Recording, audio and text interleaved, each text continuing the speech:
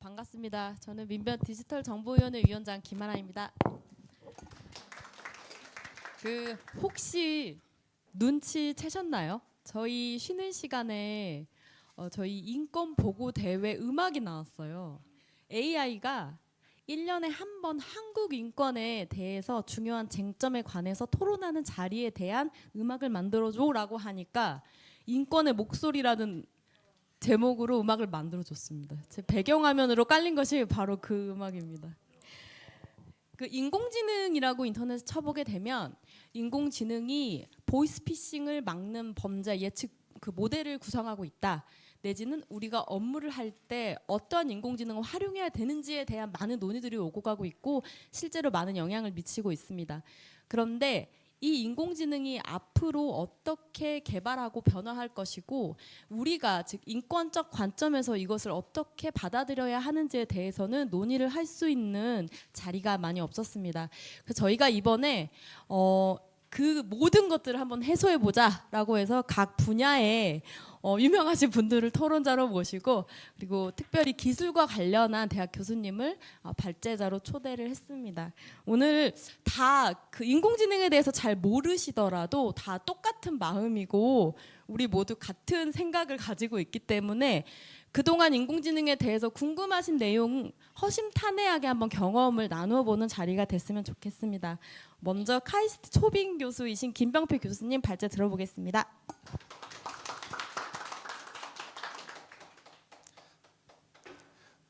예, 저도 민변 회원이고요. 원래는 변호사 일을 하다가 지금 2018년부터 이제 학교에 가서 저는 인공지능 규제, 개인정보보호법, 인공지능과 관련된 윤리적 쟁점들 이런 것들을 주로 연구를 해오고 있습니다.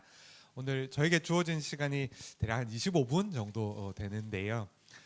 25분 동안 여러분들이 지금 인공지능이 어떠한 경로로 발전해왔고 앞으로 어떻게 나아가겠구나라고 하는 어느 정도의 감을 잡을 수 있는 이제 그런 기회가 될 수 있을지 모르겠지만 최선을 다해 보도록 하겠습니다. 우선 시간을 약간만 거슬러 올라가면 대략 2015년 6년까지만 하더라도 인공지능이 인간의 언어를 이해하는 것은 굉장히 어렵다라고 생각을 했습니다. 그래서 시리한테 맥도날드가 아닌 레스토랑 찾아줘라고 하면 맥도날드만 나와놓은 게 2015년의 상황이었습니다. 그런데 모든 것이 2017년부터 바뀌기 시작했습니다. 2017년에 구글이 트랜스포머라고 하는 모델을 발표를 했어요. 이게 여러분들이 이 모델 이름까지 아실 필요는 없지만 트랜스포머라는 말 정도는 기억해 두시면 이게 시사상식 용어로서 도움이 됩니다. 이게 왜 트랜스포머냐? 번역을 하는 인공지능이었어요. 그래서 영어를 독일어로 번역하고 프랑스어를 영어로 번역하고 하여튼 유럽 언어들을 구글 번역 서비스에서 번역을 잘 하게끔 하는 인공지능 모델로 구글이 2017년에 발표를 한 겁니다.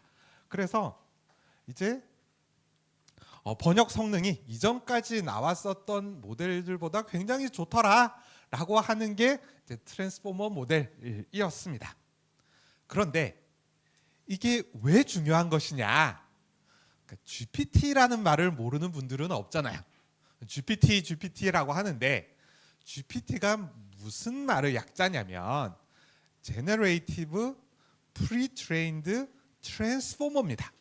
그러니까 여기에 트랜스포머가 이제 변압기를 뜻하는 게 아니라 이제 2017년에 구글이 만든 트랜스포머라는 모델을 이제 말을 생성해내는데 작문을 해내는데 특화시켜서 오픈 AI에서 개발을 하면서 이제 우리는 GPT 모델이라는 것을 만들었다라고 하는 겁니다. 그러면은 GPT 모델 우리가 많이 쓰고 이제 다들 경험을 해보셨잖아요. 기술적으로 어떻게 작동하는 것인가라고 생각을 해보면 그냥 다음에 무슨 단어가 올 것인가라고 하는 어찌 보면 비교적인 단순한 문제를 아주 잘 해결하는 모델이다라고 생각을 하시면 됩니다. 그래서 여기 나오는 것처럼 제인이 어제 머리가 아팠다. 그러면은 그래서 그녀는 어디에 갔다라고 하면은 그 다음에 올 단어들은 무엇일까라고 하면은 이제 GPT 모델은 그 안에 자기가 생성할 수 있는 단어, 이걸 기술적으로는 토큰이라고 부르는데 그 단어의 리스트를 쭉 갖고 있어요. 그래서 뭐 대략적으로 한 10만 개 정도의 단어가 내부적으로 후보군인 거예요.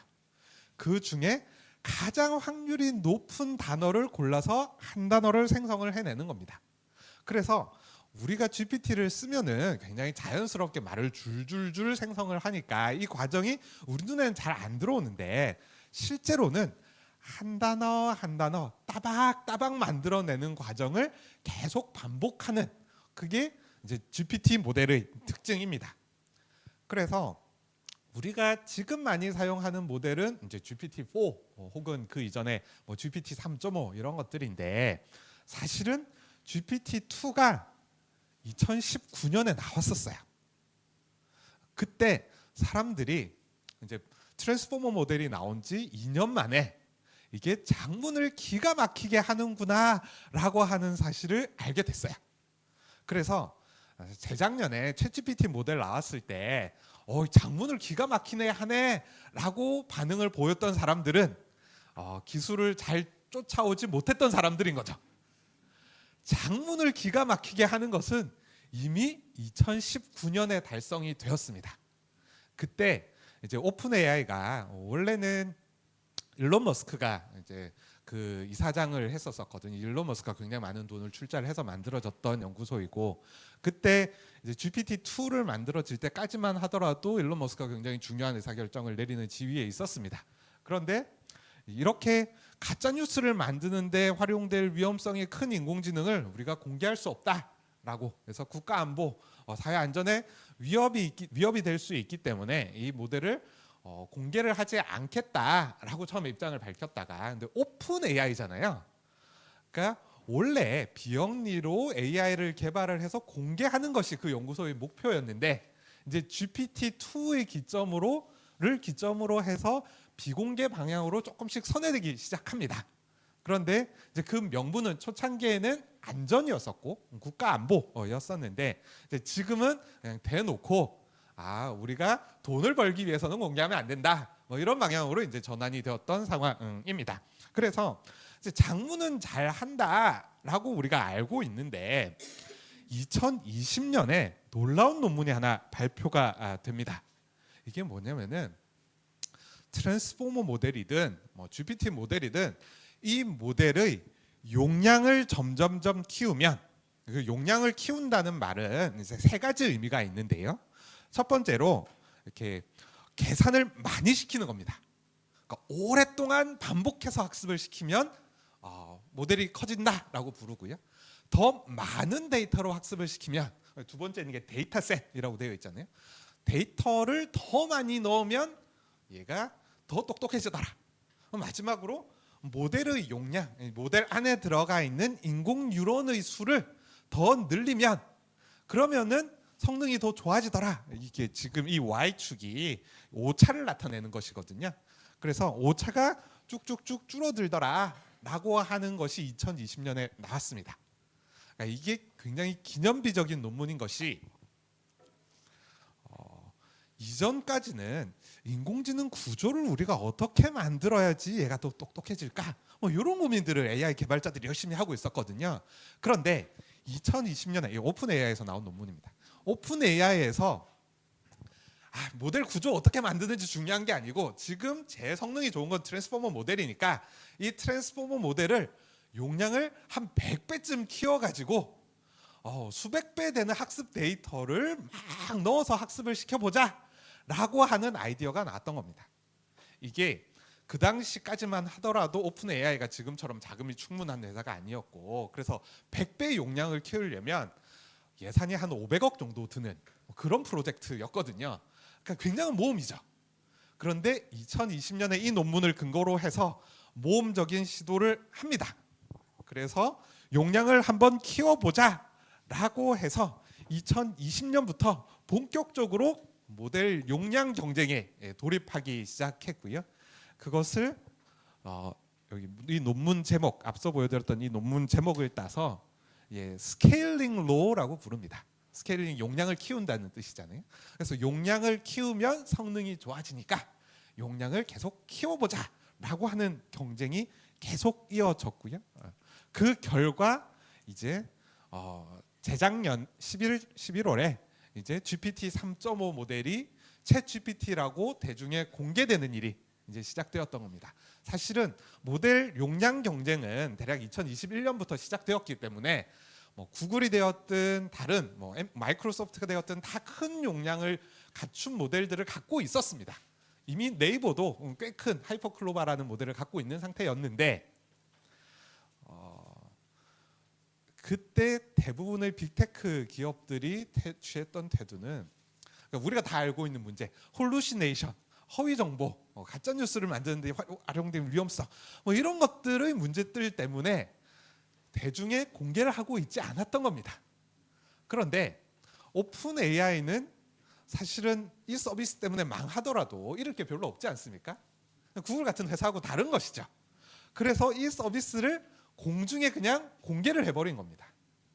이때 챗GPT 서비스를 공개한 것에 대해서 사실은 상당히 많은 비판이 있었지만 이제 어찌 보면 이렇게 AI 서비스를 개발하자마자 곧바로 대중에 공개하는 것이 그냥 빅테크는 어쩔 수 없다. 이렇게 해야지 사람들로부터 이용료 수입을 받아서 기술 개발을 지속할 수 있다라고 하는 방향으로 어찌 보면 중요한 전환점이 되어버린 상황이 이미 지나갔고요. 그래서 여러분들 많이 들어보셨던 것처럼 1억 명의 이용자를 모으는데 단 2달밖에 안 걸렸다. 그래서 챗GPT라고 하는 것이 어마어마한 이제 충격을 전 세계적으로 가지고 왔고요. 이제 작년 3월달에 이제 GPT 3.5를 업그레이드한 GPT-4 모델이 나왔는데 GPT-4 모델의 충격은 더 놀라웠습니다. 여기 이제 GPT-4 테크니컬 리포트에 나와 있는 그림인데 여기 제가 하이라이트한 것이 이 파란색 선이 파란색 이 기둥이 GPT 3.5 버전의 이 변호사 시험, 미국 변호사 시험 객관식 문제를 풀어보게 한 성적인데 이게 하위 10% 굉장히 못 푸는. 그래서 그 당시에 법률 인공지능 쪽은 이런 트랜스포머에 기반한 모델들로는 못 푸는 거 아니냐 뭐를 썼는데 GPT-4를 이것도 용량을 아마 거의 10배 가까이 키운 뭐 그런 모델인데 그랬더니 이제 상위 90% 수준에 도달하게 된 것이죠. 그래서 이제 한 가지 흥미로운 의문을 가져볼 수 있습니다. 그러니까 이 모델들이 기본적으로 작동하는 방식을 생각을 해보면 이 통계적인 앵무새라는 말이 정말 잘 어울리거든요. 그러니까 앵무새는 달달 외워가지고 주인이 시킨 말을 그대로 따라하는 동물이지 않습니까? 그런데 챗GPT가 되었든 다른 어떤 인공지능이 되었든 하여튼 다음에 올 단어가 뭔지 그 확률을 계산을 해가지고 가장 그럴듯한 단어들만 만들어내는데 이게 어떻게 변호사 시험 문제를 풀고 어떻게 이렇게 똑똑해질 수 있는 것인가 라고 하는 의문을 사실은 모든 AI 연구자들이 다 가지고 있고 지금도 사실은 그 문제는 완전히 해소되지는 못했습니다. 그런데 이제 그 문제에 대해서 작년에 이렇게 노벨 물리학상을 받으신 제프리 힌튼 교수님이 이제 미국 언론 인터뷰를 하시면서 이렇게 이야기를 하신 게 굉장히 흥미롭습니다. 사람들은 챗GPT가 여기 보시면 Glorified Autocomplete, 그러니까 자동 완성 기능인데 굉장히 성능이 뛰어난 자동 완성 기능이다. 우리가 네이버, 구글 이렇게 입력하면 자동 완성 되지 않습니까? 그거를 기가 막히게 하는 놈이다라고 하는 겁니다. 그런데 통계적 앵무새에 불과하니까 얘는 지능이 없는 거 아니냐? 인간 수준의 지능으로 가려면 멀은 거 아니냐? 이렇게 반박하는 사람에 대해서 제프리 힌튼 교수님은 이렇게 이야기를 하시는 것이죠. 다음에 올 단어가 무엇인지 Suppose you want to be really good at predicting the next word. 이렇게 정말 다음에 올 단어가 무엇인지 잘 하고 싶으면은 그것을 잘하는 유일한 방법은 자기가 무슨 말을 하는지 이해하는 방법이다. 그게 유일하다. 그래서 그러니까 챗GPT 혹은 다른 인공지능의 기술의 배경을 놓고 보면 정말 단순하게 다음에 올 단어가 무엇인지를 예측하는 기술일 뿐이지만 그걸 정말 잘하게 만들려고 어마어마한 용량을 가지고 어마어마한 데이터를 넣어서 어마어마하게 많은 계산을 시키면 이해를 하고 있는 것이다. 얘는 자기가 하는 말이 무엇인지 이해하고 있다라고 평가를 합니다. 이제 프린튼 교수님은 그래서 조만간 인공지능이 인간보다 뛰어나질 것이다라고 말씀을 하시죠. 그래서 이제 인공지능의 판도가 완전히 바뀌었습니다. 예전에는 지도학습이라는 방법으로 AI를 가르쳤어요. 그 말은 우리가 풀고 싶어 하는 과제가 있어요. 예를 들어서 어떤 범죄 사실이 있으면 이 범죄 사실에 대해서 형량이 얼마가 될까라고 하는 과제를 우리가 학습을 시키고 싶다라고 하면은 범죄 사실 데이터를 많이 모으고 거기에 대한 형량 데이터를 모아가지고 그걸 많이 모아놓으면 그걸 가지고 딱 그 일만 하는 인공지능을 만들었던 겁니다. 그것을 우리는 지도학습, 정답이 정해져 있는 문제를 알아맞추는 모델이라고 불렀습니다. 그런데 2021년부터 시작된 새로운 인공지능의 패러다임은 파운데이션 모델이라고 부르는 방식입니다. 이것은 이제 방대한 데이터에 의해서 학습이 되어서 광범위한 하위 과제에 적용될 수 있는 모델이다라고 하는 것이지요. 그래서 아니 어떻게 학습 데이터를 그렇게 많이 때려 넣을 수가 있을까? 그 문제에 대한 해법이 찾아진 것이죠. 이 과제는 챗GPT는 다음에 올 단어가 뭔지를 알아맞추는 모델이라고 했잖아요. 그러면 이 학습 데이터는 어떻게 되어 있냐면 그냥 아무 텍스트나 가져와서 앞부분에 아무 문제만큼이나 그냥 주는 겁니다. 다음에 올 단어 알아맞혀봐. 그럼 정답은 실제 학습 데이터에 있는 그 다음 단어가 되겠죠. 그러면은 지구상에 존재하는 모든 텍스트가 다 학습 데이터가 될 수 있는 거예요. 그래서 예전에는 인간이 문제를 지정을 해주고 인간이 정답을 지정해줘야 됐으니까 학습 데이터의 용량을 키우는데 제한이 있었던 겁니다. 그런데 지금 이 자기지도 학습, 그러니까 학습 데이터를 스스로 생성해내는 이 패러다임에 따르면 그냥 무제한으로 많은 학습 데이터가 들어갈 수 있다라고 생각을 할 수 있는 것이죠. 그래서 그러니까 지금 가장 중요하게 AI 업체들이 개발하고 있는 것은 단어를 만들어내는 게 아니라 다음에 올 단어를 만들어내는 게 아니라 다음에 올 영상을 만들어내는 겁니다. 왜 이게 중요한가? 인공지능 연구자들이 수십 년 동안 풀지 못했던 문제가 인공지능에게 물리 법칙을 가르치는 겁니다. 인간 아기는 6개월만 지나도 지구상에는 중력 법칙이 있다라고 하는 것을 그냥 안다고 합니다. 알 수밖에 없죠. 자기가 뭘 떨어뜨리면 이렇게 떨어지잖아요. 중력 법칙이지 않습니까? 그런데 인공지능에게 중력 법칙을 가르친다라고 하는 것이 F는 ma 수학 공식을 가르쳐가지고 될 수 있는 문제가 아니었던 거예요. 이 문제를 못 풀고 있었는데 지구상에 존재하는 모든 유튜브 영상을 학습한 AI는 제가 요거를 떨어뜨리기 직전 영상까지만 보여주고 그 다음 영상을 알아맞혀봐라라고 하면은 중력 가속도에 맞춰서 떨어지는 영상을 만들겠죠. 그러니까 지구상에 있는 물체들이 어떻게 움직이는지를 이해하는 인공지능은 그러면은 동영상을 가지고 학습을 시켜야 되는구나 라고 하는 사실을 알고 있는, 이게 이제 작년에 메타에서 발표한 자료인데 이게 자기들의 동영상 학습 인공지능이 무엇을 학습하는지를 보여주는 겁니다.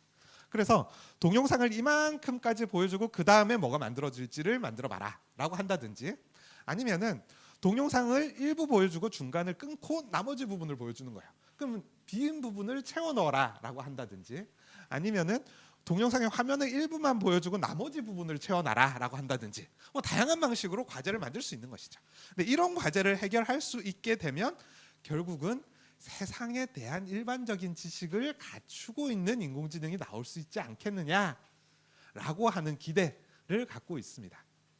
그러니까 시작은 다음 단어를 예측하는 모델이었는데 지금은 다음 영상을 알아맞추는 모델이 되고 있는 것이죠. 이게 지금 당장은 안 됩니다. 이게 됐으면 자율주행이 바로 되겠죠. 앞차가 멈출 것인지 계속 갈 것인지를 쉽게 예측할 수 있으면 자율주행 잘 돼야 되는 거잖아요. 그러니까 지금 이론적으로 지금 발전하고 있는 단계인데 이게 과연 10년 후에 올까? 20년 후에 올까? 아니면 지금 기술로는 어려운 것인가는 쉽게 예상하기는 어렵습니다. 그런데 이 발전 과정을 봤을 때 인간들이, 그러니까 AI 개발자들이 가장 무섭게 생각하는 것이 창발성입니다. 그러니까 창발성이라고 하는 것은 인공지능 개발자들이 예상하지 못했던 능력이 발생하는 능력, 그걸 창발성이라고 부르고 emergence라고 부르거든요. 이게 이 창발성을 나타내는 굉장히 유명한 그래프인데 이 x축이 이제 인공지능 모델이 점점점 커지는 단계를 이야기를 하는 거고요. 이게 이제 그 어떤 벤치마크 평가를 하는 지표에서 얻은 점수입니다. 모델 크기를 점점점 키우는데 성능은 계속 별로 발전을 안 하는 거죠. 그런데 일정한 임계점을 넘어서는 순간 갑자기 그 능력이 뛰어나게 생겨나는 겁니다. 다시 복습 삼아 2017년에 트랜스포머 모델은 번역기로 만들어졌는데 이 모델의 용량을 100배, 1000배 확장시킨 GPT-4 모델은 사실은 MIT 수학과 학부 시험 문제를 풀어내거든요. 그러면은 2017년에 트랜스포머 모델을 만든 사람들이 얘가 용량이 커지면 MIT 수학과 시험 문제를 풀 수 있을 것이야 라고 기대를 했는가? 아무도 못했죠. 그러면 이 스케일링로 용량을 키우는 경쟁이 계속 지속되었을 때 2030년쯤 되었을 때 이 인공지능은 무슨 능력을 갖추고 있을 것인가? 라는 질문에 대해서 답할 수 있는 사람은 없는 것이죠. 그래서 지금 인공지능에 대한 좀 사전 예방적 규제 조치가 필요한 것이 아닌가라고 생각하는, 특히 이제 유럽을 중심으로 한 인공지능 기본법 같은 것들이 필요하다라고 생각을 하는 배경에는, 그 핵심에는 이 emergence, 우리는 지금 예측 불가능한 존재와 함께 사는데 굉장히 익숙해지고 있지 않습니까? 근데 그 예측 불가능한 존재가 이 발전해 나가는, 용량이 늘어나가는 인공지능에서 사람들이 두려움을 느끼고 있는 이제 그런 상황이었다라고 생각을 하시면 되겠고요. 또 다른 한편으로는 이제 산업적으로는 이 트랜스포머 모델이라고 하는 것이 모든 업무를 하는데 사용이 되고 있다라고 하는 겁니다. 그래서 알파폴드가 올해 노벨 화학상을 받았지 않습니까? 단백질 분자 구조를 예측하는 모델. 그런데 이거를 기술적으로 따지고 보면 트랜스포머 모델에 기반하고 있는 겁니다. 그러니까 구글이 트랜스포머 모델을 만들었잖아요. 그 트랜스포머 모델을 단백질 분자 구조를 예측하는데 응용한 것이 구글 딥마인드가 한 일이었습니다. 아니, 번역하는 인공지능이 단백질 분자 구조를 어떻게 예측을 할 수 있는가? 그러니까 우리가 느끼기는 글하고 우리의 DNA에 들어있는 염기서열, ACGT 이것하고 별로 상관이 없지만 컴퓨터 공학자들이 보기엔 똑같은 거예요. 단어도 컴퓨터가 보기에는 그냥 일련의 비트들일 뿐이고, 단백질 염기, 그러니까 아미노산 서열도 그냥 컴퓨터가 보기에는 일정한 정보의 반복일 뿐인 것이죠. 그러니까 다음에 올 단어가 무엇인지 예측하는 것이나 아니면은 이런 염기설이 3D에서 어떻게 접힐 것인가를 예측하는 것이나 기술적으로 크게 다르지 않았던 거예요. 그래서 이 트랜스포머 모델을 이용해서 굉장히 널리 활용될 수 있는 중요한 기술을 만들게 되었다. 그러니까 다양한 응용 분야가 가능하다라는 예시인 것이죠. 그리고 이제 지금은 이미지를 입력받는 수준이 되었죠. 조만간 동영상도 입력받을 겁니다. 이거를 이제 멀티모달 AI라고 부르게 되는 것이죠. 사실은 이렇게 GPT-4에 이미지를 입력을 하면은 요거를 쪼갭니다. 요거를 뭐 이렇게 적당하게 쪼개가지고 여기 마치 단어인 것하고 비슷하게 처리를 해내거든요. 내부적으로는. 그래서 이렇게 여러 유형의 데이터들을 처리할 수 있는 것을 멀티모달 AI라고 부릅니다. 이 오른쪽에 있는 것이 굉장히 흥미로운 사례인데요. 어떤 사람이 자기 집 냉장고 사진을 찍어서 GPT-4한테 보낸 거예요. 그래서 이걸 가지고 뭘 만들 수 있을 것인지 알려줘라고 했더니 이런 요리 만들 수 있을 거야라고 이야기를 해줬어요. 근데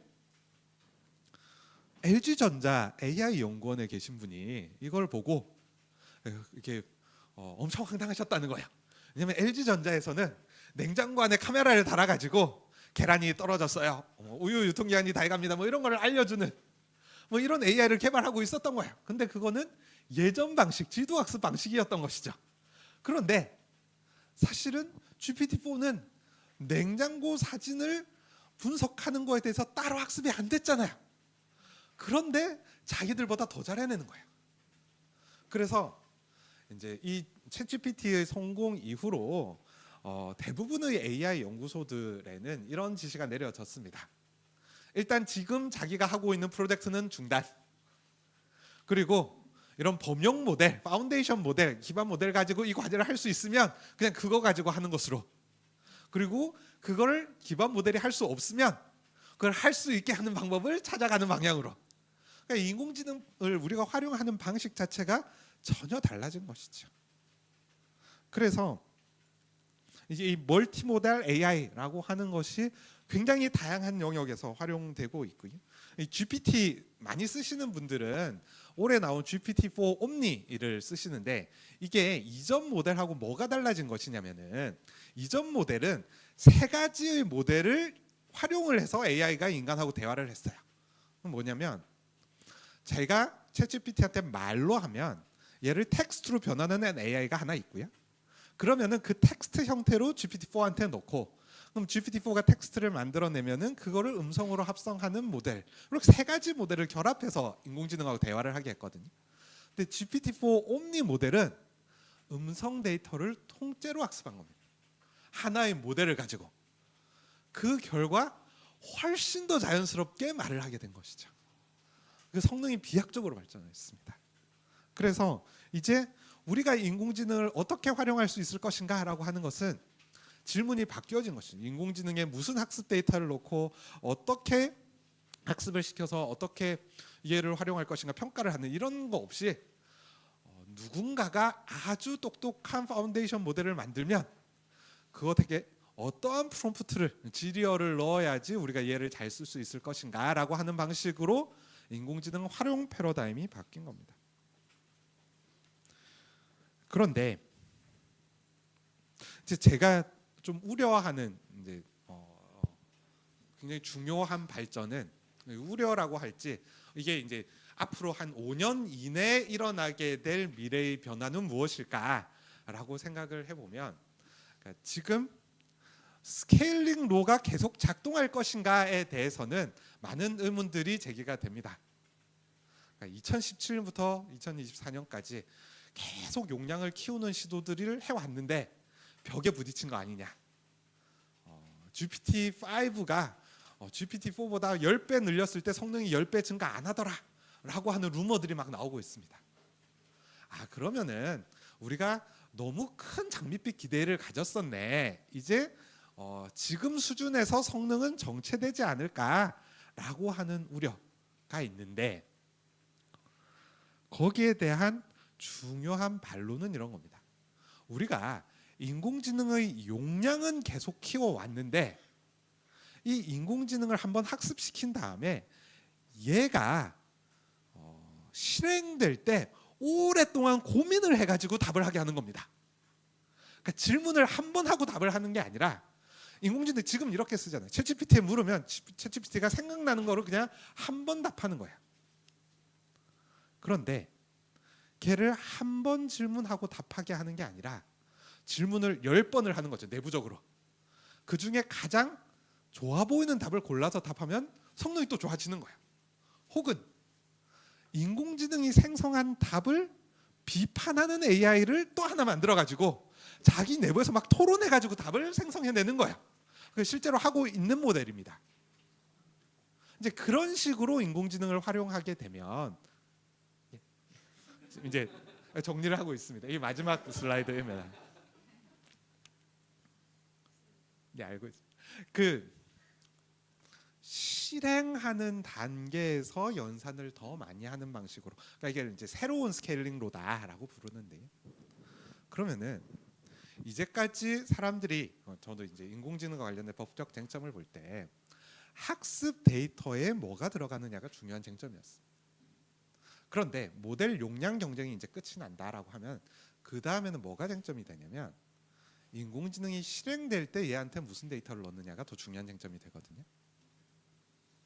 그래서 저는 지금 인공지능 변화에서 가장 중요하게 일어난 놀라운 일은 애플 인텔리전스가 발표된 것이라고 생각을 합니다. 왜 그러느냐? 아이폰 쓰시는 분들은 대부분 다 iOS 제공되는 앱을 써요.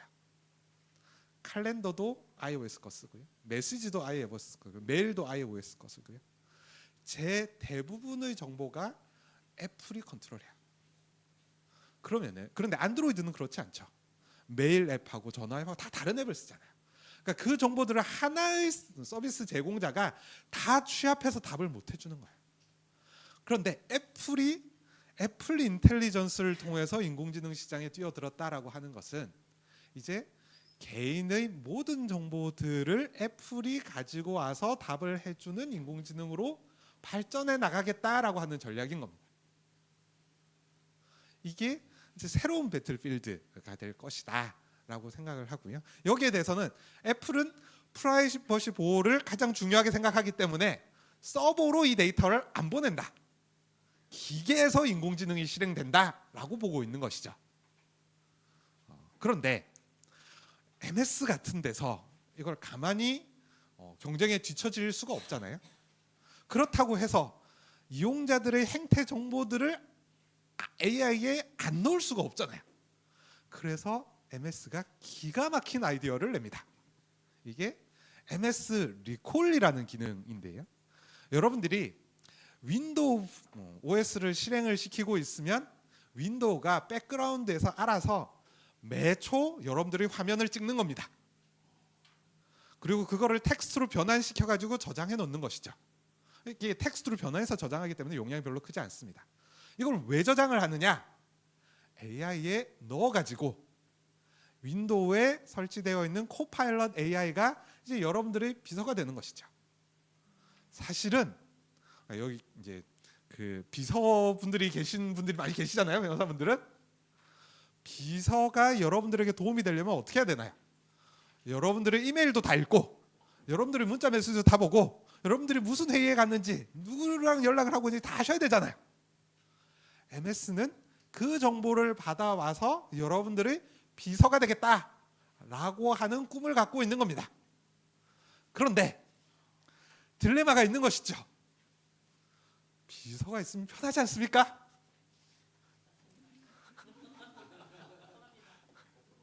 그래서 지구상에 있는 모든 사람들이 다 비서를 갖는 미래를 우리는 반대할 수가 없는 거예요. 지구상에 있는 모든 사람들이 다 자기 전용 기사를 갖는 미래를 우리가 반대할 수가 없는 거죠. 그렇다고 해서 이 MS 리콜과 같은 기능들을 우리가 수용하기도 어려운 딜레마.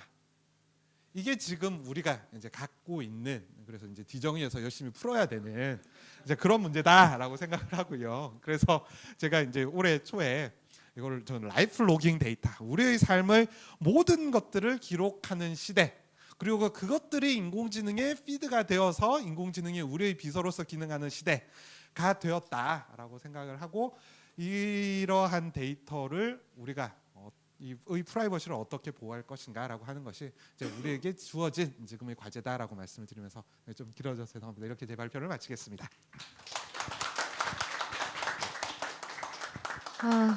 저희가 굉장히 사실 모시기 어려운 교수님인데 너무 짧게 시간을 주셔서 좀 죄송한 부분이 있습니다. 네, AI 기술 어떻게 개발하는지 여러분들은 모두 오늘 트랜스퍼 모델이 뭔지에 대해서 지금 다 배우셨어요. 완벽한 이해를 하셨을 거라고 제가 예상을 해보고, 그 다음에 저희 각 분야별로 토론자분 모셔가지고 한번 이야기 들어보도록 하겠습니다. 먼저 첫 번째 이제 PPT를 사용해야 되기 때문에 순서를 좀 바꿔서 강현주 연세대학교 전기전자공학부 박사님 모시고 인공지능과 젠더 폭력에 대해서 한번 이야기 들어보도록 하겠습니다.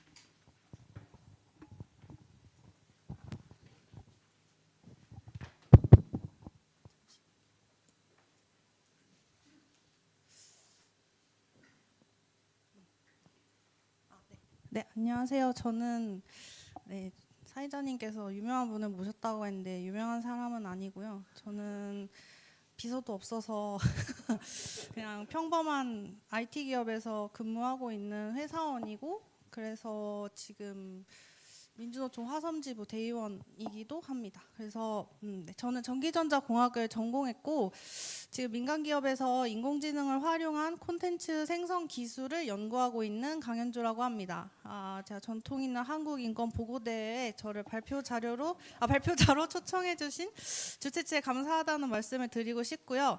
생성형 인공지능 알고리즘이 전 세계적으로 많은 변화를 이끌어내고 있는데 며칠 전에 정확도를 대폭 올려서 월 $200의 요금을 받는 챗GPT 프로 플랜이 출시되기도 했습니다.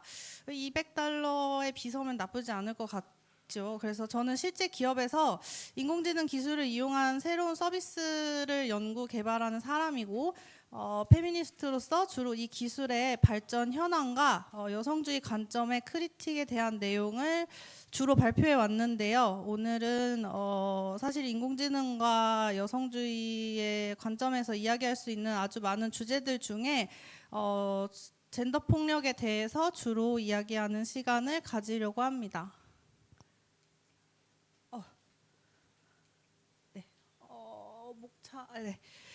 오늘 발표 개요는 다음과 같습니다. 저에게 주어진 시간이 길지 않아서 아마 요점만 간단히 말씀을 드려야 될 것 같은데요. 앞서서 그 교수님께서, 김병필 교수님께서 발표를 엄청 잘 해주셔서 간단하게 생성형 인공지능 기술이 현재 어디까지 발전했는지, 그리고 지난 9월부터 사회적으로 큰 문제를 일으켰던 딥페이크 대량 포르노 제작 사태를 가리킬 수 있는 단어인 기술 매개 젠더 기반 폭력이 무엇이고, 생성형 인공지능 기술의 발전이 이 기술 매개 젠더 기반 폭력에 어떤 영향을 미치는지를 알아보려고 합니다. 그리고 아무래도 제가 그 과학기술 분야에서 종사를 하다 보니 딥페이크 범죄가 어떻게 해서 빠르게 퍼지게 되었는지를 과학기술 분야 종사자의 관점에서 말씀을 드리려고 하고요. 그리고 앞으로 생성형 인공지능 기술이 어떻게 발전할 것인지 그 발전 방향과 그로 인해 생겨날 수 있는 사회적 문제점은 어떤 것이 있는지 간단히 말씀을 드리려고 합니다.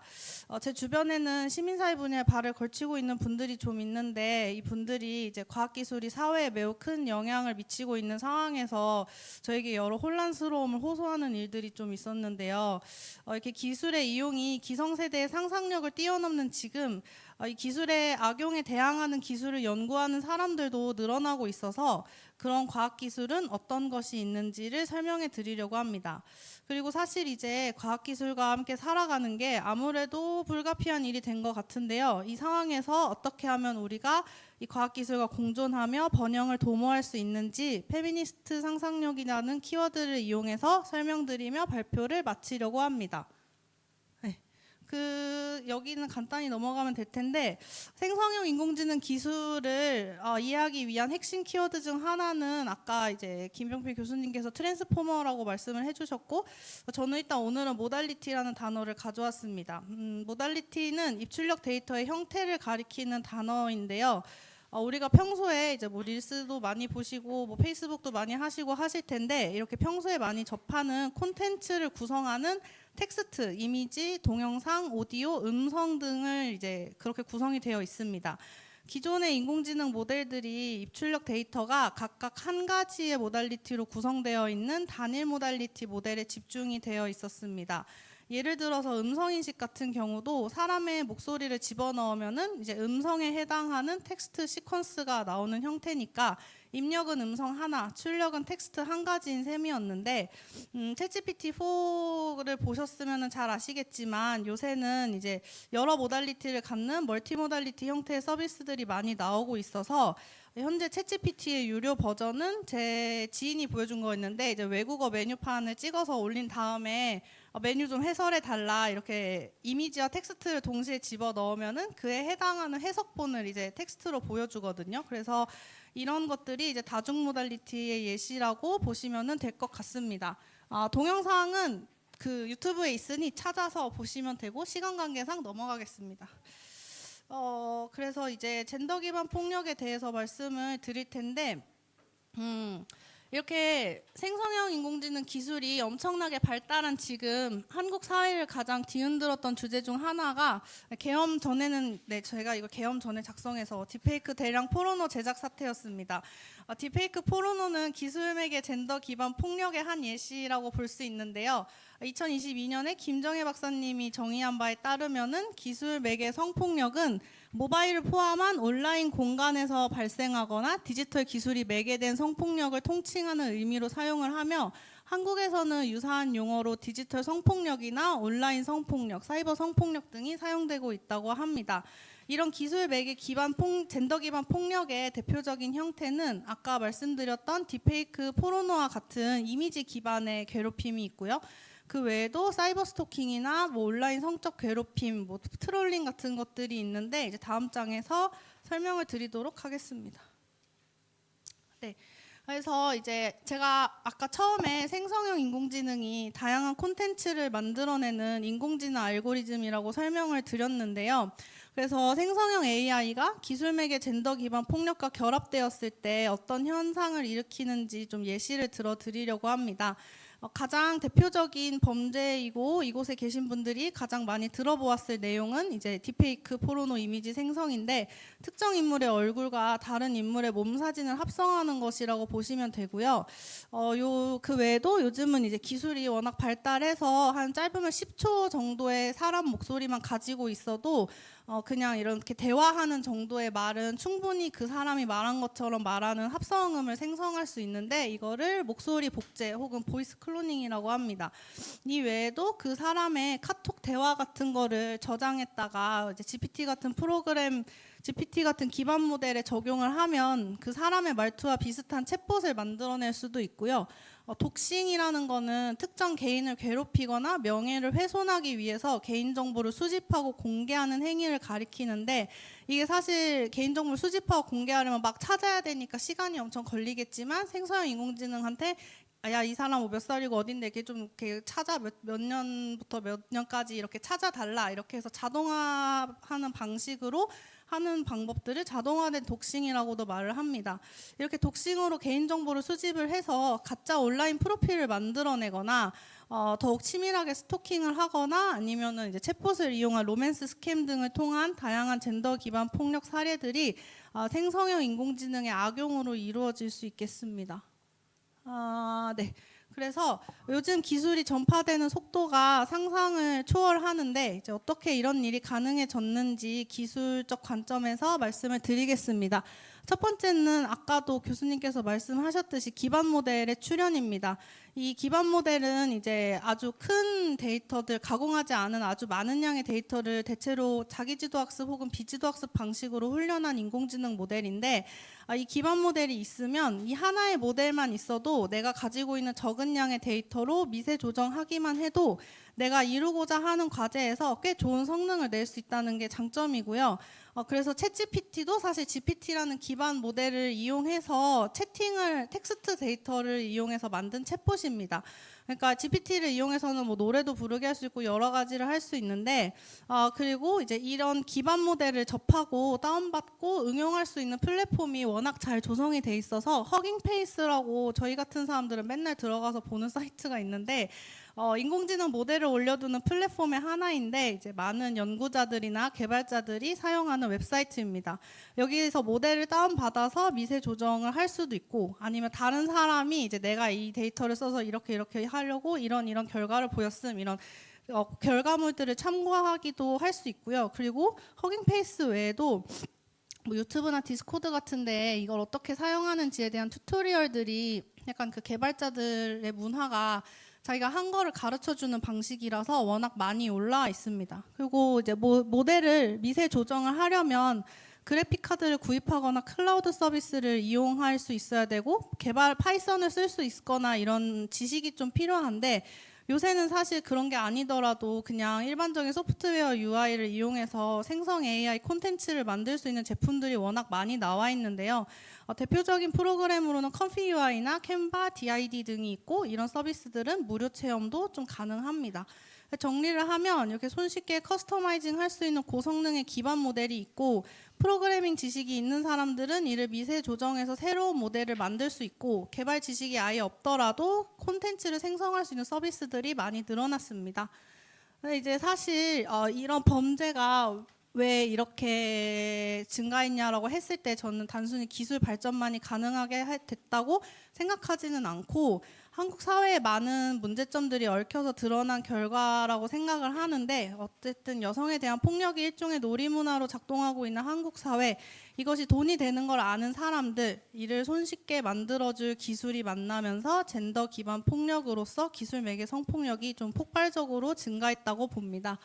네, 그러면 이제 앞으로 어떤 일이 일어날지 좀 뭐 상상력을 발휘를 해보면 사실 뭐 저 같은 사람들이 맨날 하는 일이 어제보다 나은 기술, 뭐 지난 분기보다 나은 기술을 개발하는 것이기 때문에 더 사실적이고 더 세분화된 콘텐츠들을 만들 것이고 그리고 근데 이걸 만드는 방법도 계속해서 쉬워질 것이기 때문에 적절한 조치가 취해지지 않는다면은 더 많은 콘텐츠들이 모델만 커지는 게 아니라 모델이 커지면 더 빠르게도 만들어질 거기 때문에 쫓아갈 수 없이 많은 양의 정보들이 늘어날 거고요. 그리고 성착취를 더 교묘하게 하기 위해서 이 여성이 쓴 적 없는 글들이나 사진을 만들어서 유포함으로써 이 사람이 그럴 만한 사람이었다라고 생각하게 만드는 장치들을 미리 만들어낼 수도 있겠습니다. 그리고 이제 사용자랑 상호작용하는 딥페이크 영상 서로 대화를 나누면서 너 내가 이 말 하면은 옷을 벗을 거야? 그럼 네 하고 이제 옷 벗는 영상이 나타난다든지 이런 약간 게임 형식이라고도 볼 수 있는 것들이 생겨날 수도 있다고 하고 제가 기사에서 보기에는 이미 있다고도 본 것 같습니다. 그래서 이렇게 생성형 인공지능 기술과 결합한 젠더 기반 폭력들을 막으려는 기술을 개발하는 사람들이 또 요새 많습니다. 그래서 전 세계적으로 많은 기관들이 이 문제의 심각성을 인지하고 AI 기반 딥페이크 탐지 기술에 대한 챌린지 등을 진행을 하고 있습니다. 가장 널리 알려진 방법은 이제 패턴 인식의 기본 원리를 이용하는 방법인데요. 현재 모델들 또한 사용자의 요구에 가장 부합하는 패턴을 찾아내서 출력하는 일종의 확률 기반 패턴 인식기라고 보시면 되고 같은 원리를 적용을 하면 이제 이게 진짜 사람을 찍은 건지 아니면은 생성형 AI를 이용한 것인지 그 차이점을 학습해서 알고리즘이 진짜다 가짜다를 판단하는 방식입니다. 대체로 이제 생성 이미지들이 아직까지는 뭐 눈썹이나 머리카락, 손, 입꼬리 약간 이런 부분에서 큰 차이를 좀 보이고 있으니까 이런 부분들의 패턴을 인식하거나 뭐 영상은 이제 이미지와 오디오가 함께 있기 때문에 사람의 입술 모양과 실제 음성의 싱크로율이 맞는지 이런 생체 신호의 진위 여부를 좀 파악하거나 영상을 찍을 때는 이제 그 디바이스를 통해서 자동으로 메타데이터들이 생성되는데 생성형 인공지능이 만들 때는 거기에 이제 쓰레기 값이 들어가 있는 경우들이 많아서 실제로 이제 메타데이터가 일치하는가 등을 확인하는 방법들이 제한된 바가 있습니다. 그 다음으로는 이제 적대적 공격 기술이 사실은 정보 보안에서 가장 많이 사용하던 기술인데 이 해당 알고리즘을 약간 무력화하기 위해서 데이터에 특정 코드들을 심는 방법이고요. 요즘은 사실 일러스트 하시는 분들이 자기 그림이 생성 AI 학습에 사용되는 거를 방지하기 위해서 이 기술을 좀 많이 쓰시고 있는데 비슷한 접근 방법이라고 보시면 됩니다. 그래서 이미지에 육안으로 식별하기 어려운 노이즈 같은 거를 심어두면은 생성형 알고리즘을 이제 이 알고리즘에 입력으로 집어넣었을 때 전혀 엉뚱한 이미지가 생성되는 이런 식으로 알고리즘이 오작동하도록 만드는 것이 목적이고요. 근데 이제 요새는 또 이제 사람 목소리를 따라하는 보이스 클로닝이 워낙 주목받는다고 말씀드렸듯이 이 음성 진위 여부 판단 기술 또한 되게 많은 연구가 이루어지고 있어서 이런 사례도 많다고 보시면 될 것 같고 마지막으로 텍스트에서도 이제 학대 같은 유해한 콘텐츠가 포함되어 있는지 파악하기 위해서 기존에는 뭐 유해한 단어 몇 개만 이렇게 필터링하는 방식으로 했었는데 뭐 지금의 인공지능들은 이제 앞뒤 맥락을 좀 이용할 수 있다라는 장점이 있으니까 그런 거를 활용한 연구들 또한 활발히 이루어지고 있습니다. 제 슬라이드는 2장 남았습니다. 그래서 이제 이 페이지의 내용은 유네스코에서 발간한 기술을 매개로 한 젠더 기반 폭력을 다룬 소책자 일부 내용이고요. 그래서 사실 이제 이 기술이 생활에 뭐 곳곳에 들어가 있으니까 이제 법 정책 프레임워크도 필요하고 교육 프로그램도 필요하고 지지그룹 간의 협업이나 뭐 콘텐츠 생산자들이 AI 기술을 썼는지 안 썼는지 표시하는 것도 필요하고 사용자들의 감시나 신중한 사용도 필요하고 막 이게 여러 가지 모든 행위 주체자들이 노력해야 된다라는 내용이고요. 그리고 이제 마지막 슬라이드입니다. 그러니까 저는 사실 이렇게 기술이 기성세대의 상상력을 뛰어넘는 상황에서는 여성주의적 상상력도 큰 도움이 될 수 있다는 생각을 많이 하는 편인데 예전부터 이제 많은 여성학자들이 과학기술의 발달 과정에서 이 과학기술을 어떻게 여성주의적 관점으로 비판할 수 있는지를 고민을 해왔습니다. 이전에 과학기술이 신체에 개입하는 방식이 어떤 외과적 수술이나 아니면 디지털 디바이스를 활용해서 신체를 재구성하는 방식이었다면 지금은 사실 어떤 물성을 가지지 않은 소프트웨어와 디지털 공간에서 인간이 상호작용하는 방식이라고 볼 수 있는데 이런 세계에서 가장 손쉽게 할 수 있는 방법은 이제 기술을 거부하는 것일 수도 있겠지만 이게 기술이 파고드는 속도가 무척 빠르고 이게 돈이 되는 걸 알게 된 사람들이 많기 때문에 아마 거부하기는 어렵지 않을까라고 생각하는 편이고요. 그렇다면 우리는 기술을 단순히 악마화하고 낙인 찍는 방식을 선택하기보다는 해러웨이가 지적했던 것처럼 과학기술이 어떻게 이 사회에 파고들고 있는지를 정확하게 바라보고 그 사회 관계를 형성하는 일을 보다 적극적으로 담당할 수 있었으면 좋겠다는 생각입니다. 그리고 그 과정에서 기쁨의 순간들을 잃지 않으면 좋겠습니다. 네, 제 발표를 마치도록 하겠습니다. 여기 앉아 계시면 옆에 이제 다른 토론자분들도 다 재석해 주셔도 될 것 같습니다. 저희가 이제 PPT 사용 때문에 조금 먼저 재석 좀 늦췄는데 젠더 폭력과 관련해서 기술이 어떻게 매개되는지 그리고 앞으로 이를 어떻게 저항할 수 있는지에 대한 의견 주셨습니다. 다음은 이제 순서대로 장혁영 정보인권연구소 상임이사님과 함께 인공지능과 정보인권에 관해서 얘기 들어보도록 하겠습니다. 네, 그 앞에 발제하고 거의 발제에 준하는 또 우리 토론 잘 들었습니다. 저는 그 지금 말씀하신 그런 환경 속에서 정보 인권이 어떤 고민을 해야 되는지에 대해서 좀 말씀을 드리려고 합니다. 그 정보 인권이라는 말은 사실 여러 가지 이름으로 동시에 불려왔습니다. 사이버 권리라든지 인터넷 권리라든지 사실상 그 기존의 정보 인권의 개념은 인터넷 이용자의 권리에 훨씬 가까웠습니다. 저는 이제 제 짧은 인생에서 비상계엄이 2번째인데요. 그 첫 번째 비상계엄 때는 제가 아주 어렸죠. 어릴 때였고 국민학교 때였는데 그 이후에 사실 이제 제가 쭉 성장하는 동안에는 한국 사회는 거의 병영 사회에 가까웠습니다. 그러다가 저 같은 청년들이 20대 때 정치적 민주화, 예를 들면 문민정부라든지 등장을 하고 정권 교체라든지 그리고 그때 PC통신하고 인터넷이 등장을 합니다. 그래서 그 한국 시민들, 특히 청년들에게 이 인터넷이라는 미디어는 너무나도 소중했습니다. 왜냐하면 기존에는 표현 수단이라는 것에 접근하기가 굉장히 어려웠습니다. 언론이나 출판에 접근할 수 있는 방법이 사실상 거의 없었어요. 그러다가 이 디지털 매체가 손에 쥐어지고 디지털 공론장이 형성되니까 이게 얼마나 소중했겠습니까? 특히 여성들은 내가 요 디지털 공론장에서는 여자라는 걸 아무도 몰라. 그러니까 이른바 사회적 단서들이 모두 삭제된 상태에서 내가 자유롭게 토론할 수 있을 거라는 기대가 있었고요. 그래서 이제 그런 인터넷 이용자의 권리에 가까운 또 정보 인권이 주창이 되어 왔고 거기에 대해서 이제 국가인권위원회가 굉장히 지지를 많이 해줬습니다. 그 국가인권위원회가 이제 설립이 된 이후에 뭐 정보인권 보고서라는 것을 이제 여러 차례 발간을 하면서 일종의 이제 자유권에 가까운 그 정보인권을 지지하는 그런 또 지지하고 또 공식화하는 그런 흐름들이 있었습니다.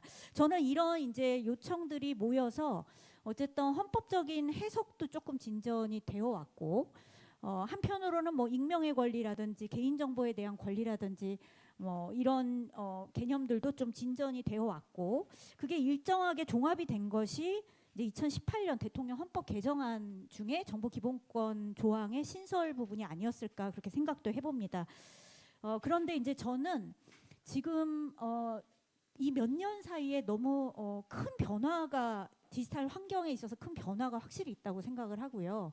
그런 점에서 정보 인권도 약간의 이제 새롭게 좀 생각해봐야 될 부분이 있다고 생각합니다. 크게 두 가지인데 하나는 이제 디지털 전환이라는 환경이고 다른 하나는 인공지능 어쨌든 환경이라는 부분입니다. 디지털 전환에서는 저는 이제 앞에 발표하셨던 것처럼 대규모 디지털 성폭력 사건 이전으로 돌아가기 어려워졌다고 생각을 합니다. 그러니까 우리가 기존에는 그냥 인터넷을 자유롭게 이용할 수 있는 권리에 가까웠다면 이 앞으로는 그 새로 우리 앞에 펼쳐지는 이 디지털 사회에서 동료 시민들을 그러니까 시민성이 어떻게 형성이 되고 동료 시민들을 어떻게 대우할 것이냐에 대한 총체적인 문제가 되었다고 생각을 하고요. 그런 점에서 과제가 몇 가지 있습니다.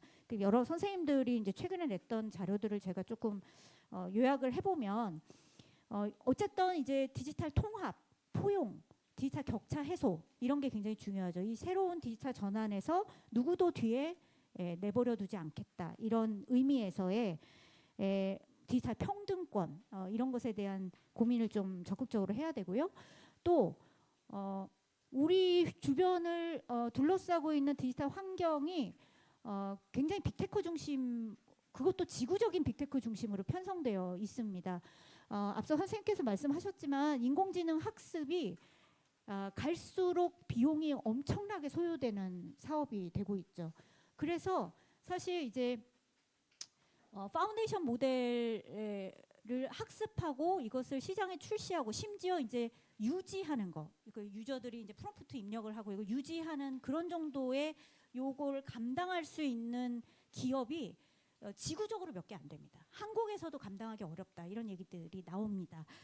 그렇기 때문에 이 빅테크 플랫폼이 사실상 이제는 그냥 단순한 사적 주체를 넘어서서 일종의 거버너가 되고 있다 이렇게 지적하시는 선생님들도 있습니다. 그렇다면 여기에 대해서 이제 국가가 무슨 역할을 해야 될 거냐 이거를 좀 고민을 하고 또 국가가 좀 적극적으로 개입을 할 수 있는 방법을 좀 모색해야 될 부분이 있고요.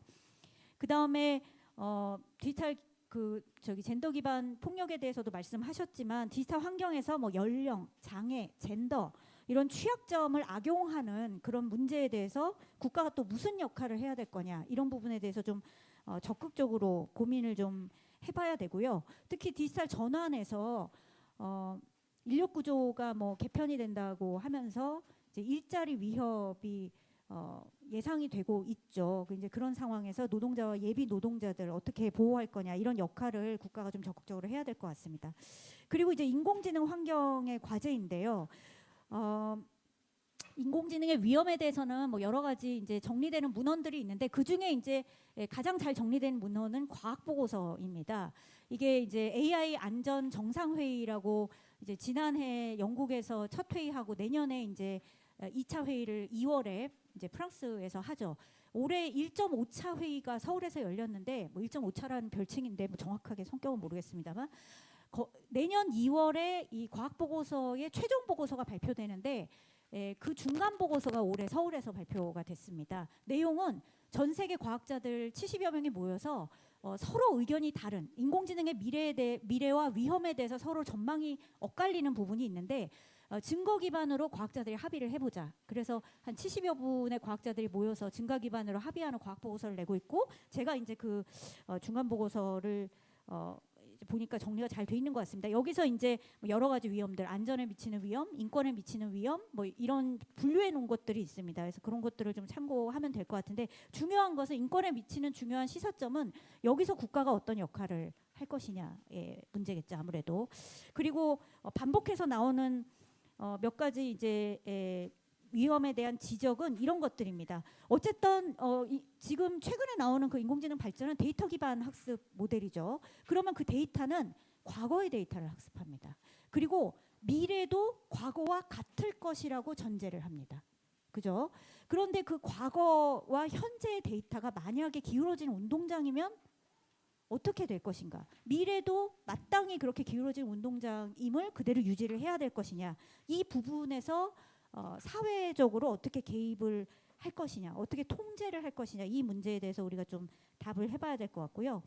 그 다음으로는 이제 알 권리의 재편입니다. 사실 그 동안에는 알 권리라는 것은 대체로 이제 국가에 대한 청구권적인 개념이었고, 그 앞서 말씀드렸던 대통령 헌법 개정안에도 알 권리는 모든 국민은 알 권리를 가진다고 되어 있습니다. 국가에 대한 청구권으로 이제 그 전제를 하고 있는 거죠.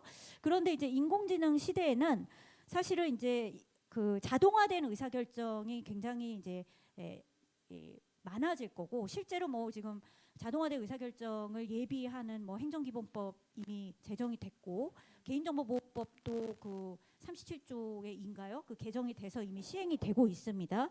여기서 자동화된 결정의 대상이 된 사람이 어떤 권리를 행사할 수 있느냐? 그 사람은 이 인공지능이 나에 대해서 이런 결과를 예를 들면 AI 채용이라고 하면 당신은 이 직무에 적합하지 않소라고 어떤 결과를 받았을 때 그 이유를 설명할 것을 요구할 수 있지 않을까. 그런데 이거는 딥러닝이기 때문에 왜 이런 결과가 나왔는지 모르겠는걸, 매개 변수를 우리는 알 수가 없어 라고만 회사가 얘기를 한다면, 실제로 그런 일들이 지금 벌어지고 있는데요, 거기에 대해서 이제 무력할 수밖에 없는 것인가 라고 했을 때 이런 알 권리에 대해서도 좀 적극적으로 이제는 좀 주장을 해보고 새롭게 요구를 할 부분이 있지 않을까라고 생각을 하고요.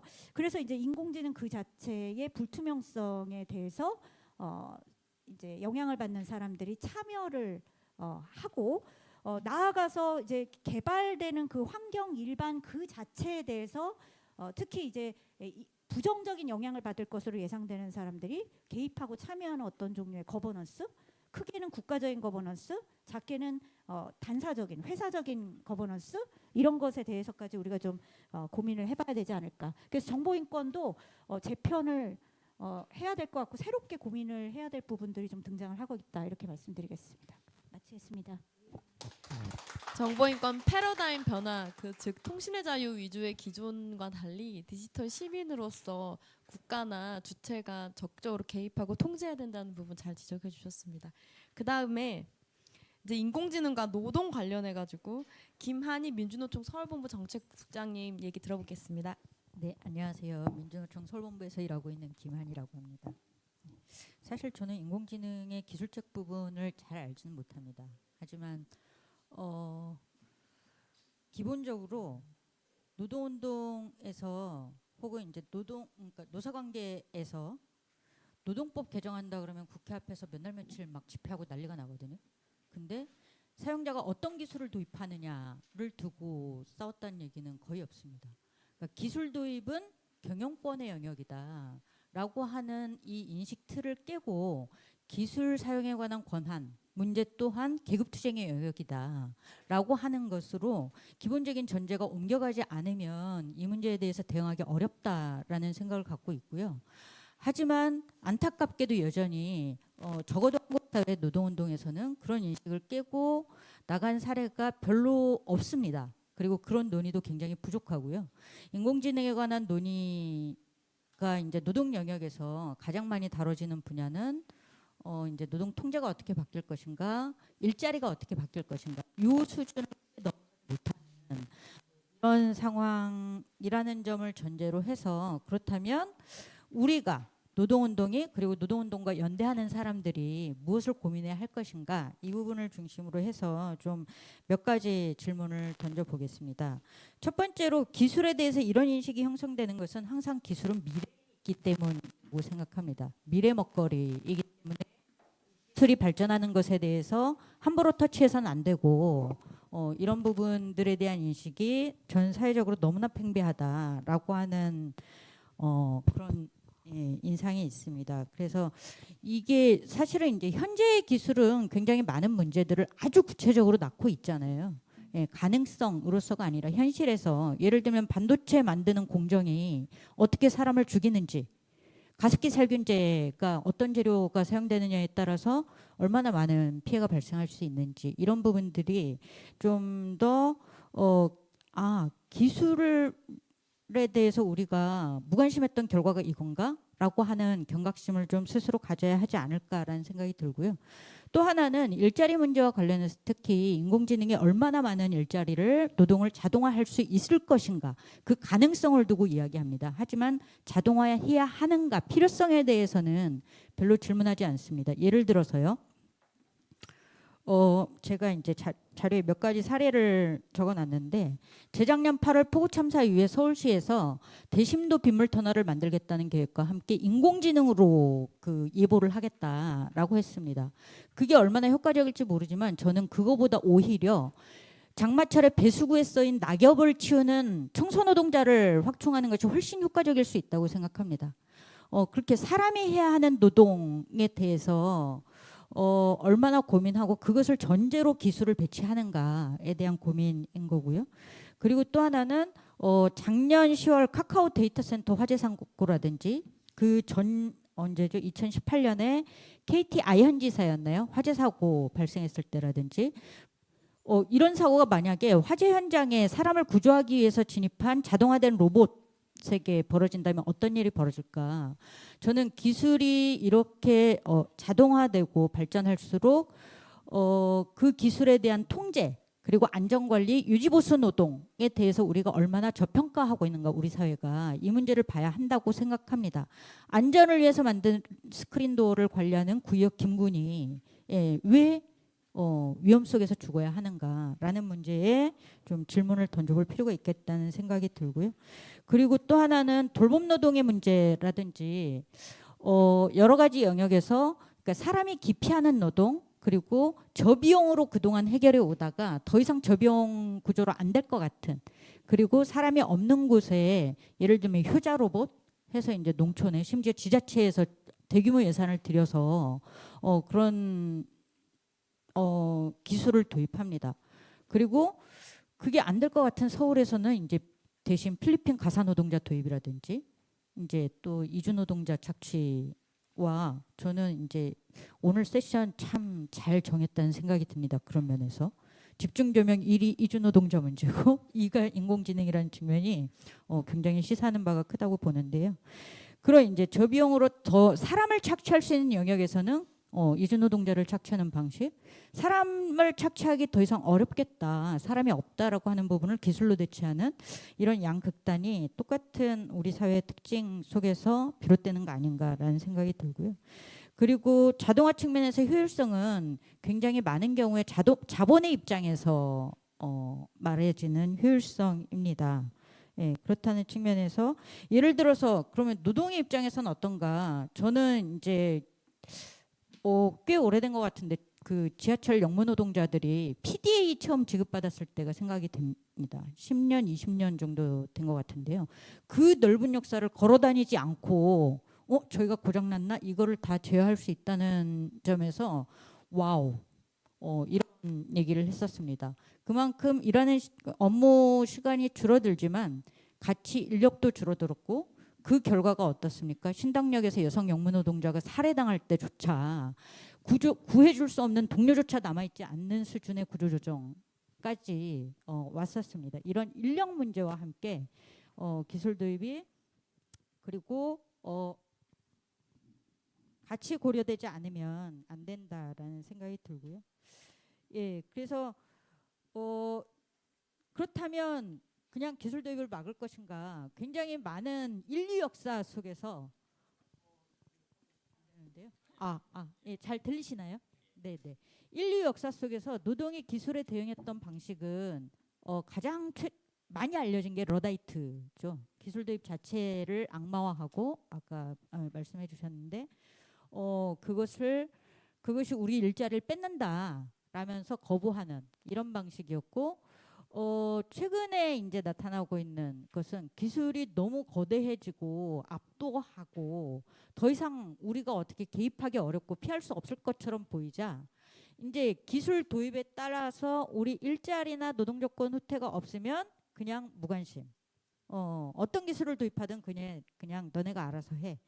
이런 방식 양극단을 오가고 있다고 생각합니다. 하지만 기술에 대해서 노동자가 얼마나 개입할 수 있고 개입하기 위해 노력하는가, 그리고 노동자들이 통제받는 것이 아니라 노동자를 조력하고 노동자가 통제할 수 있는 이런 방식으로 재구성해내는가, 그리고 그 자신의 노동의 결과물이 사회적으로도 소비자에게도 어떤 영향을 끼칠 것인지에 대해서 고려하면서 개입할 수 있는가를 정말 진지하게 고민해야 할 때가 왔고, 그런 가능성이 열렸다고 생각합니다. 이 기술에 대한 이제 인공지능을 계기로 해서 광범위한 관심이 벌어지고 이러면서. 그래서 가장 대표적인 사례가 저는 이제 작년 헐리우드 파업 이후로 미국의 작가조합, 감독조합, 배우조합이 체결했던 단체 협약이라고 생각하는데요. 저는 이제 그 내용을 보면서 정말 깜짝 놀랐는데 놀랄 수밖에 없었던 게, 이 노동조합들은 100년의 역사를 갖고 있는 노동조합들입니다. 정말 우리나라는 독립 PD가 방송사에 자기 작품을 납품했을 때 저작권이고 뭐고 권리를 전부 다 그냥 거의 이양하는 시기거든요. 배우들이 자기 모션을 따서 뭔가 만들어진 것에 대해서 자기가 목소리를 내기 어려운 이런 시스템이라면, 그 100년 동안 쌓아온 권리와 권리의식, 그 기반 속에서 기술이 도입했을 때 우리 권리가 어떻게 침해받을 것인가에 대한 집단적인 논의와 그 결과로 단체 협약을 체결했던 이런, 그리고 그 자신이 포함된, 자신의 저작물이 포함된 결과물에 대해서 어떻게 통제할 수 있을 것인가를 단체 협약으로 맺었던 이 과정과 내용을 보면 우리도 그런 논의와 노력들 혹은 일부의 성과들이 충분히 가능하지 않을까라는 생각을 해봅니다. 이 헐리우드 파업뿐만 아니라요, 자료에는 포함되어 있지 않지만, 예를 들면 미국 통신노조 같은 경우는 이제 그 노조 스스로 AI 관련해서 협상의 원칙을 스스로 세운 게 뭐냐면 책임, 주도적 협상, 그리고 이른 시기에 기술이 도입된 다음에가 아니라 이른 시기에 노동자들의 목소리를 반영하도록 노력한다라고 하는 그런 원칙을 세웠고, 그리고 미국 노총이라고 할 수 있는 AFL-CIO 같은 경우는 AI나 인공지능과 관련된 자체 연구소를 만들기도 했습니다. 이런 노력들이 좀 필요하지 않겠나라는 생각을 해봅니다. 그리고 인공지능과 노동권에 대해서 얘기할 때 주로 얘기하는 게 아까 말씀드렸던 것처럼 이제 일자리가 없어질 거냐 말 거냐, 어떤 직무가 생길 거냐, 뭐 이런 부분들인데, 사실 AI가 끼치는 영향은 일자리뿐만 아니라 너무나 광범위합니다. 일단 학습시킬 데이터를 만드는 노동자들, 데이터 라벨러라든지 이런 부분, 그리고 자신이 AI 학습을 위해서 노동한 건 아닌데 사용자가 몰래 또는 고지하고 어떤 방식으로든 학습용 데이터로 이용되는, 예를 들어서 콜센터 상담원의 그 상담 내용이 학습 재료로 쓰인다거나, 이런 경우에 노동자의 권리를 어떻게 보호할 것인가의 문제, 그리고 그것을 어떻게 통제할 것인가의 문제, 그리고 인공지능 기술을 개발하는 노동자의 문제도 있습니다. IT 노동자들의 문제, 그리고 그 IT 노동자들이 그 기술이 적용되는 노동 현장에 그 노동자들과 어떻게 연대할 수 있을 것인가에 대한 고민, 그리고 인공지능 기술이 노동 현장에 도입돼서 이제 활용하거나 적용받는 노동자들의 문제, 특히 이제 EU나 바이든 행정명령에서도 인사노무에 활용되는 AI를 그러니까 EU 인공지능법에서 고위험군으로 분류하고, 바이든 행정명령에서도 마찬가지로 이제 규제 사항들을 넣고 있잖아요. 이런 부분들에서 노동자들이 이제 어떻게 AI에 의해서 통제받을 것인가의 문제, 그리고 인공지능 기술을 구현하거나 유지보수하는 노동, 아까 말씀드렸던 것처럼 이런 부분들에 대해서 이제 좀 여러 영역에서 고민이 필요하다라는 생각을 하고요. 그래서 인공지능 시대 노동권을 위해서 무슨 이제 법제도를 어떻게 만들어야 된다, 정책 과제가 무엇이다, 이거는 뭐 논의하면 된다고 생각합니다. 그런데 더 중요하게 제가 민주노총에서 일하고 있기 때문에 좀 반성적인 평가를 담아서 말씀드리자면, 첫 번째로는 기술 자체에 대한 관심과 개입 논의가 어느 때보다 필요하다라는 부분, 그리고 산업구조 변화 이에 따른 일자리 변화에 대응하기 위해서 좀 기업별 고용보장 노력이라든지 기업별 노사관계를 뛰어넘기 위한 노력, 초기업 단위 교섭제도를 제도화한다든지 사회 안전망을 기업을 넘어서서 좀 만든다든지 이런 노력들이 좀 필요할 것 같고요. 그리고 새로운 AI와 관련된 노동자들을 조직화하기 위한 노동이 조직화 이 부분이 사실 이제 민주노총을 비롯한 노동운동의 새로운 과제로 등장해 있다라는 생각이 듭니다. 그리고 마지막으로 이런 힘들을 바탕으로 해서 이제 전통적 노동관계법을 바꾸고 노동자와 노동기본권의 개념을 좀 확장하기 위한 노력이 필요할 것 같습니다. 노동시간 단축은 기본이고요.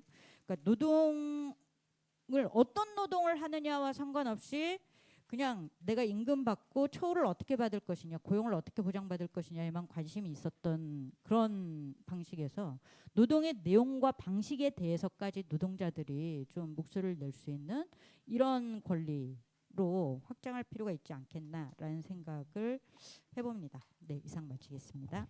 네. 인공지능 기술이 미칠 노동 분야의 영향에 대해서 좀 전반적으로 깊은 얘기해 주셨습니다. 그 마지막으로 인공지능과 환경에 관해서 지금 서울 환경연합 기후팀장님 이민호 활동가님 얘기 나눠주시겠습니다. 네, 소개받은 서울환경운동연합의 기후행동팀장 이민호라고 합니다. 저는 뭐 이제 사실 이 인공지능을 사용하는 관계라기보다는 인공지능을 사용하면서 발생하는 문제들에 대한 이야기를 좀 더 주로 하게 될 것 같습니다. 인공지능이 AI 혁명이다라고 하면서 효율성을 높이는 차원 측면에서 뭐 산업 현장에서 많이 쓰이고 있고 또 챗GPT를 통해서 일상에서도 많이 사용되고 있습니다. 뭐 사실 시민사회 내부에서도 이런 환경 문제 해결이라든지 아니면 운동의 좀 효율성을 위해서 챗GPT를 이용해서 뭔가 뭐 기고문을 만든다라든지 아니면 여러 가지 문구들을 만드는 활동들도 주로 사용하고 있습니다. 다만 이러한 그 과정 중에서 과연 우리가 챗GPT를 그 인공지능을 사용하는 과정에서 어떤 것들 좀 생각하고 해야 되는지에 대한 질문들이 많이 증가하고 있고 오늘 같은 인권 보고 대회도 있었지만 환경운동의 측면에서도 이런 그 기후정의와 기후위기 대응을 위한 인공지능의 문제점들을 많이 이야기하고 있고 그중 가장 중요한 핵심이라고 하는 것은 사실 전력 사용의 증가라고 생각하시면 될 것 같습니다. 사실 전력 사용에서도 사실 AI 또는 인공지능이라고 하는 것들을 활용해서 많이 기술의 효율성을 높이고 있고 기후위기에 대응을 하고 있습니다. 뭐 예를 들자라고 하면 뭐 에너지 소비의 효율성을 증가시킨다라고 한다거나 아니면 재생에너지가 가지고 있는 변동성을 이제 조정하고 이런 그리드, 그러니까 전력망의 효율성을 높이기 위한 차원에서 AI 기술들이 주목받고 있고 활용되고 있는 상황입니다. 다만 그 지금의 이제 환경운동 진영에서 인공지능을 바라보는 시선에 약간 이러한 공통적인 문제의식을 공유하고 있다고 생각합니다. 과거의 경제 성장 과정에서 발생해온 환경 파괴와 그다음에 지역 착취의 문제 등을 그대로 답습하고 있는 것이 이런 인공지능의 발전에서 보여지고 있다라고 생각을 하고 있고 오늘 발표는 아마 이런 내용들을 중심으로 이야기가 될 것 같습니다. 우리가 자주 사용하는 챗GPT가 구글 검색에 비해서 한 10배 정도의 많은 전력을 사용한다라고 합니다. 이러한 것들이 이제 가시화되면서 실제 해외의 많은 빅테크 기업들의 온실가스 배출량들이 많이 늘어났다라고 합니다. 뭐 마이크로소프트는 2030년에 탄소 중립을 목표하고 있는 상황에서 뭐 데이터 센터 건설이 증가하면서 2020년 대비 30%나 많은 온실가스가 배출되었고 또 구글 같은 경우에도 2019년 대비 48%나 많은 온실가스를 배출했다라고 합니다. 해외 이런 빅테크 기업들 같은 경우에는 재생에너지를 뭐 직접 발전하기도 하고 아니면 구매해서 사용하면서 100%를 만든 상황입니다. 다만 과연 국내 상황 어떻냐라고 물어본다라고 하면 사실 그동안 데이터 센터 운영의 60% 이상을 과반 이상을 차지해 왔던 LG U+, SKT, KT 같은 경우는 사실은 뭐 그 발표하고 있는 지속 가능성 보고서를 본다라고 하면 재생에너지 사용 비율이 10% 미만인 상황이고 아주 천천히 늘어나고 있는 상황입니다. 그걸 여기에 이제 사실은 뭐 반도체를 만든 삼성과 하이닉스의 이야기까지 드러난다라고 보면 사실은 국내 상황 많이 안 좋은 상황이라고 말씀드릴 수 있을 것 같고 그렇다라고 하면 정부의 지원 정책이나 정부의 방향성이 그럼 이런 재생에너지 확대에 맞춰져 있냐라고 질문한다라고 하면 또 그렇지도 않은 상황입니다. 현재 대부분 이제 발전 비중은 석탄이 한 31%, 그다음에 가스가 26%, 원자력이 30% 정도를 차지하고 있습니다. 그럼 이 발전 비중을 미래에는 어떻게 발전해 나갈 것인가라는 질문하면 사실 우리가 지금 다 알다시피 지금의 정부는 친원자력 정책을 펼쳐나가고 있고, 그다음에 최근 이제 나온 11차 정기본에서도 기존에 나왔던 석탄 발전이 폐쇄된 자리에 똑같은 화석 연료 발전인 LNG로 대체하는 것, 그리고 늘어나는 이제 데이터 센터나 반도체에 대한 전력을 수급하기 위해서 세 개의 대형 원전 그리고 하나의 SM, 그러니까 작은 소형 모듈 원전을 추가하겠다라는 계획을 발표하고 있습니다. 그러니까 이러한 사실은 전력 계획 같은 경우에는 우리가 이야기하는 것처럼 탄소 배출에 대한 책임 그리고 고주 폐기물에 대한 책임을 다 미래 세대에 전가하고 있는, 그동안 우리가 계속 이런 뭐 철강이라든지 기존의 그 제조업들이 만들어왔던 이런 수많은 전력 사용 문제를 그대로 답습하는 상황이고, 이거에 대한 대안이 명확히 보이지 않는 상황이다라고 이야기 드릴 수 있을 것 같습니다. 그리고 사실은 정부도 이러한 데이터 센터나 AI의 기술로 인한 전력의 증가를 원자력 같은 뭔가 원자력을 좀 더 부흥시키기 위한 정책으로 사용하는 명분으로 많이 사용하고 있다라고 이야기 드릴 수 있을 것 같습니다. 최근에 이제 국회 입법조사처에서 발표한 내용에 따르면 데이터 센터나 것들이 많이 늘어날 것이고, 그런 것들을 감당하기 위해서는 24시간 그다음에 무탄소 전원인 원자력을 많이 늘려야 한다라고 하는 보고서를 발간할 정도로 명분을 삼고 있는 상황이라고 할 수 있습니다. 아까 말씀드렸던 것처럼 뭐 이런 반도체 공장들이 계속 생산되고 하는 상황에서 과연 그러면 우리는 어떻게 이제 대책을 마련해야 할까에 대한 이야기를 했을 때 너무 수도권에 집중되어 있다는 이야기를 많이 하고 있고, 그걸 분산시켜야 한다는 이야기도 많이 하고 있지만, 사실은 지금 뭐 SK가 제가 기억하기로는 용인 밑으로 내려가면 차라리 해외에 공장을 짓고 말겠다, 뭐 이런 이야기를 하는 것처럼, 그러니까 정부의 정책들이 제대로 작동하고 있지 못한 상황도 하나 있다고 보실 수 있을 것 같습니다.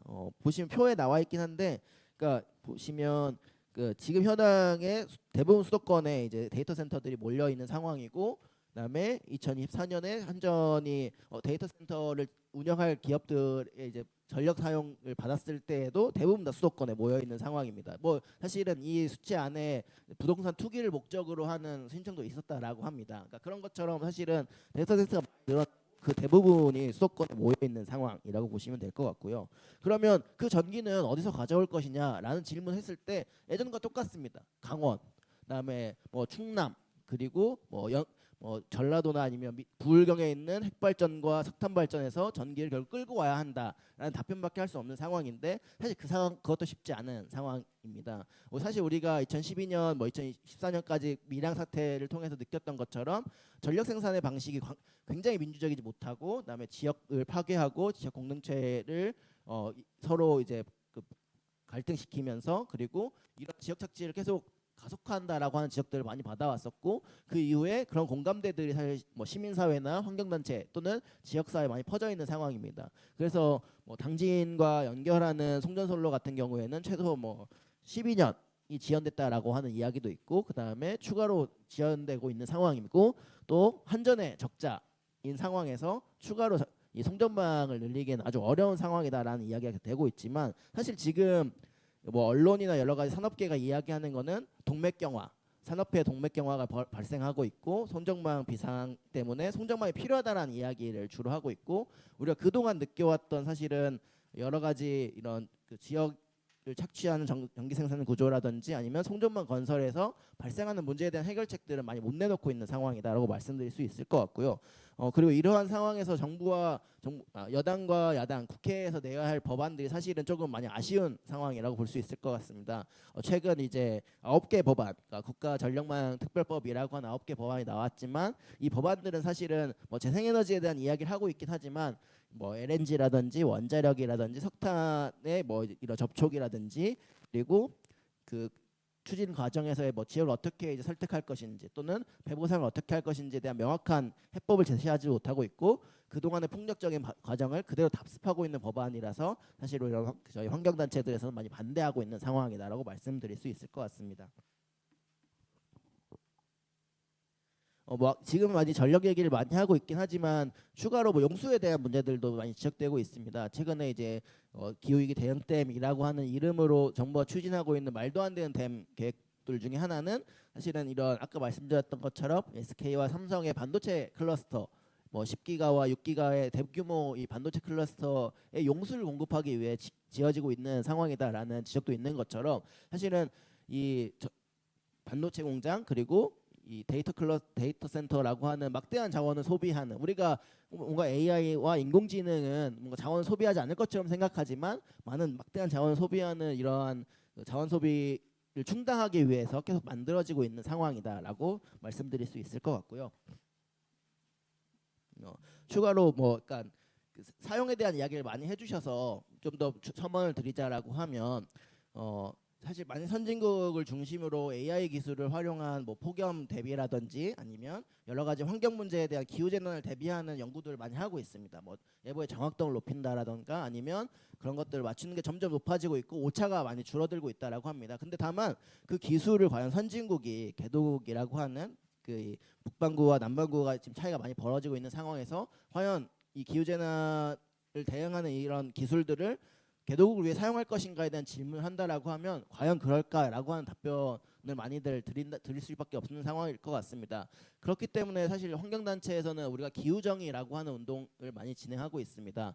기후정의라고 하는 것은 사실은 환경적인 피해들이 우리가 환경 기후위기로 인한 재난들이 많이 이런 사회적 약자들에 집중되어 있고 그것들이 점점 심화되는 상황에서 과연 우리가 인공지능이 개발되고 발전된다라고 해서 과연 이것들이 이 사회적 취약자, 그다음에 기후 위기의 최전선에 있는 사람들까지 갈 수 있을 것인가에 질문한다라고 하면 사실은 좀 고개가 갸웃거리게 되는 상황인 것 같습니다. 그렇기 때문에 과연 뭔가 이 기술을 사용하지 말자라고 하기엔 좀 어렵지만 워낙 빠른 속도로 발전하고 있고 그 기술의 효용성이 높기 때문에 사용하지 말자라고 하는 건 조금 고개가 갸웃거리게 되지만 과연 이것들을 그대로 이게 다 좋다라고 받아들이는 것이 맞는 것인가라고 하는 측면에서 조금 우리가 양면성을 함께 보면서 어떻게 사용하는 것이 앞으로 미래를 위한 옳은 방향일 것인가에 대한 고민들이 좀 필요하지 않을까 싶습니다. 네.